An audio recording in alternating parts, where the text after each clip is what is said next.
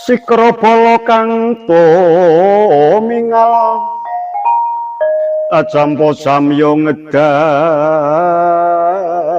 lilir datit wileting gondo dayagung manguncang iti benjang sangat cemicil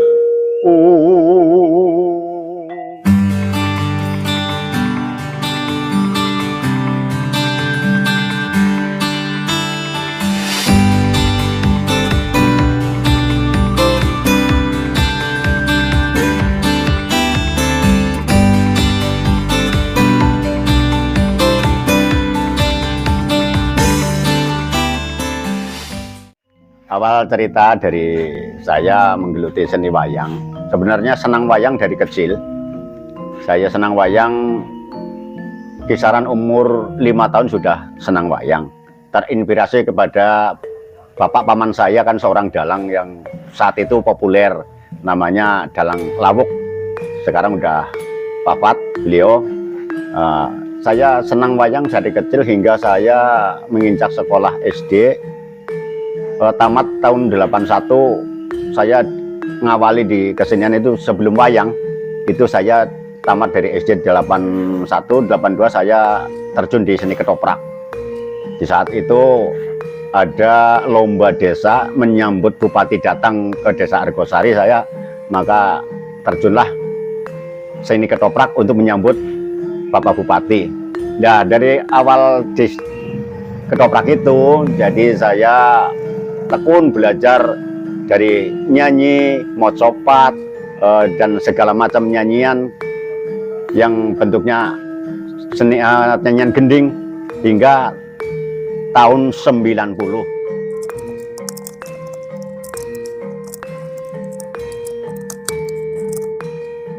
Nah, di awal 90 itu saya terinspirasi dari kakak saya karena kakak saya juga seorang dalang, tapi saat itu di tahun 90 kakak saya pergi ke luar Jawa, yaitu ke daerah Jambi.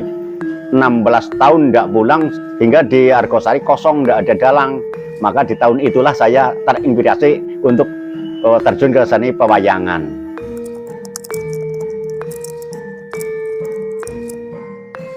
Saya tanpa belajar dari siapapun.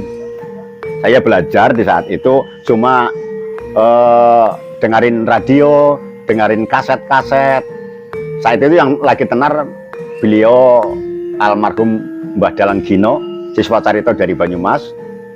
Dan saya terinspirasi sekali dengan sulukannya, dengan nada cengkoknya, dengan greget sautnya, juga dengan dialognya. Jadi saya belajar dari situlah, dari almarhum Mbah Dalang Gino melalui kaset-kaset. Akhirnya saya belajar.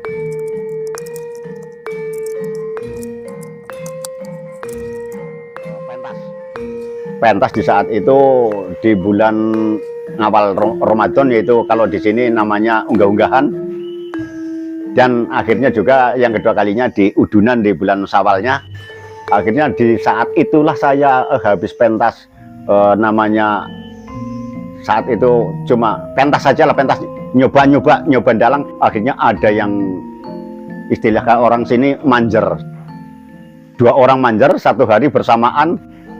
Saat itu saya dan jadi kebingungan, mau diterima saya bukan dalang, nggak diterima saya udah namanya terlanjur.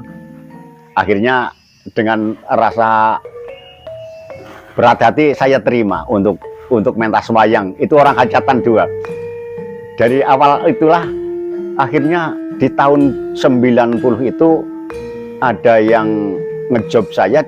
Akhirnya terus satu persatu silih berganti, termasuk di saat itu juga saya termasuk dalang yang laku lah, bukannya laris tapi laku walaupun lokal di tahun 90-an. Di awal tahun 90 akhirnya terus berlanjut. Ya namanya seni, tapi seni saya seni kan cuma lokal. Di samping saya terjun di seni pewayangan, juga ketopraknya masih lancar di saat itu. Jadi di antara 2 seni yang berbeda, di antara wayang kulit dan ketoprak, itu semuanya keduanya saya terjuni dan keduanya saya geluti. Di saat itu sama-sama laku. Dari ketopraknya juga saat itu termasuk kategori di sini kategori dibilang laris walaupun lokal. Di mana-mana dikenal ketoprak Ringin Sari dari Argosari. Ya mungkin saat itu bintangnya juga ya, saya sendiri. Juga di samping itu saya juga terjun di pewayangan juga saat itu laku. Hingga tahun 97 ketoprak mulai down. Ketopraknya down. Akhirnya udah lembek. Tahun 2000 itu masa-masa akhir dari ketoprak.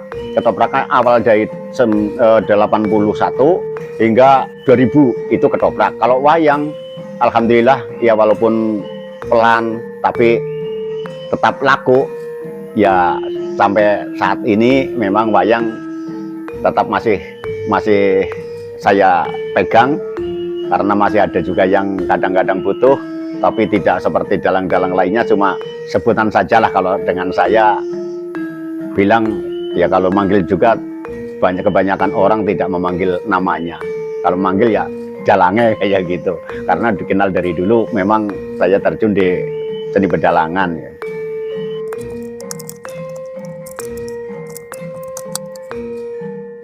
Di tahun 2003 karena ketopraknya sudah down, akhirnya saya sudah satu bidang di wayang kulit.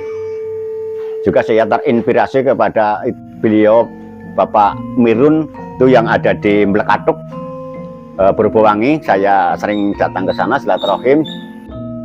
Akhirnya kalau butuh wayang ke sana, akhirnya saya terinspirasi juga membuat wayang dari tahun 2000. Terinspirasi membuat wayang.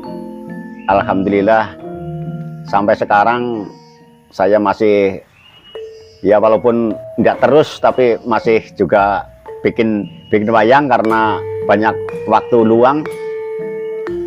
Jadi itulah perjalanan saya di kesenian wayang kulitnya. Juga saya sekarang terinspirasi juga karena iklim di pegunungan sini kan iklimnya sangat dingin, tropis. Jadi untuk wayang kulit memang kalau di mengabadikan wayang kulit atau mengoleksi wayang kulit itu bahannya tidak awet karena dari kulit, karena kena hawa yang lembab jadi jamur, akhirnya cepat rusak. Akhirnya saya putar haluan untuk cari bahan yang lebih awet, untuk cari buat wayang yang kira-kira bahannya mudah didapat, harganya terjangkau, juga awet, ketahan dari iklim yang tropis atau hawa yang lembab. Itu saya jadi buka ke YouTube, buka Google, terinspirasi lah dari situ, dari bahan yang digunakan dari bahan talang. Hasilnya hampir menyerupai kulit, tidak ada bedanya dengan kulit hasilnya. Mungkin kualitas saya belum bisa jamin awet karena saya baru mencoba.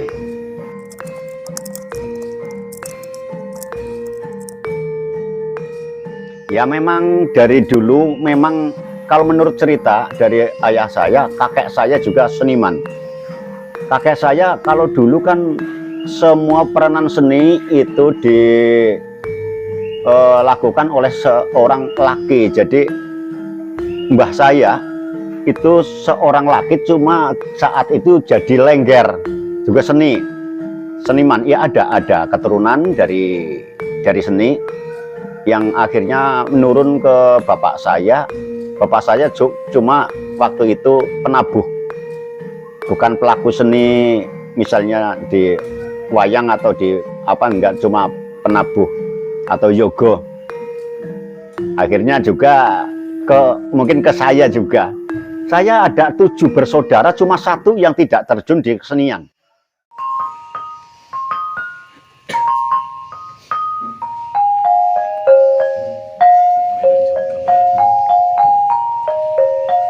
95 saya pakai alat dari PKK itu. Akhirnya di 97 saya beli sendiri. Waktu itu saya tidak ada rasa bahwa saya mau terjun jadi dalang, cuma terinspirasi saja, terinspirasi ke seni wayang.